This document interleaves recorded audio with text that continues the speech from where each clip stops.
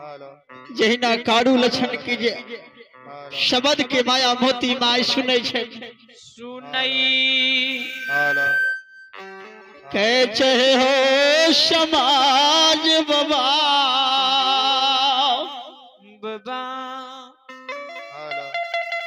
ए हो कारू लक्षण बेटा गायला के नगर महपुरा से पलवा गेले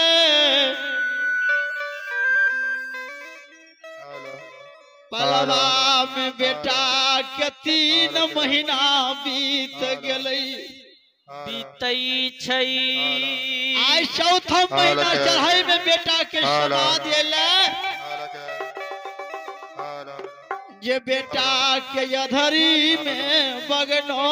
लाग गेले हाँ बेटा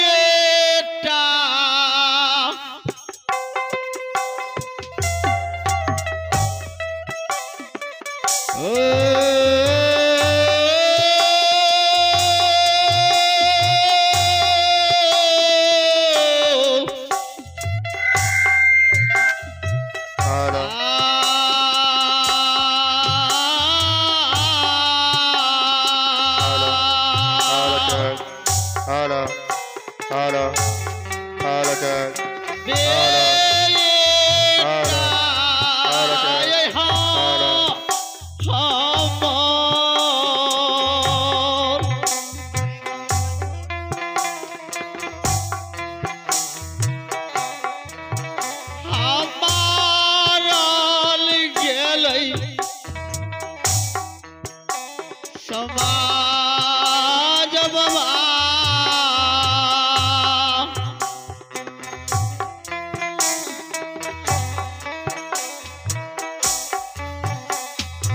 गेलै हो याधारी हे हो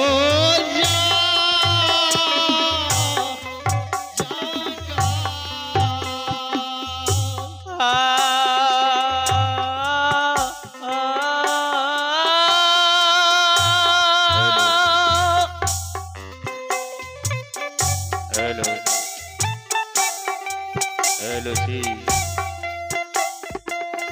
हेलो हेलो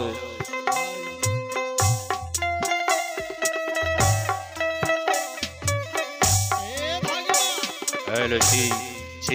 1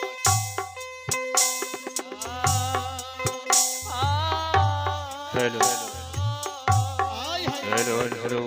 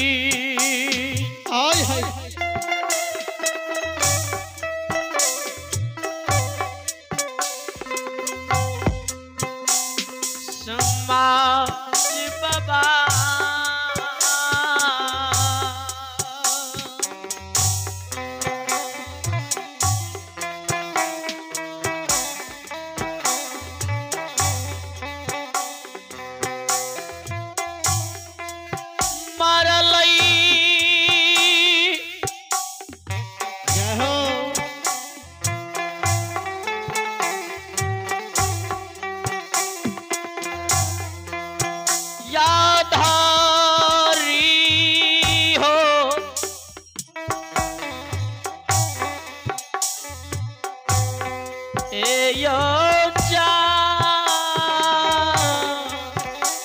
जंगा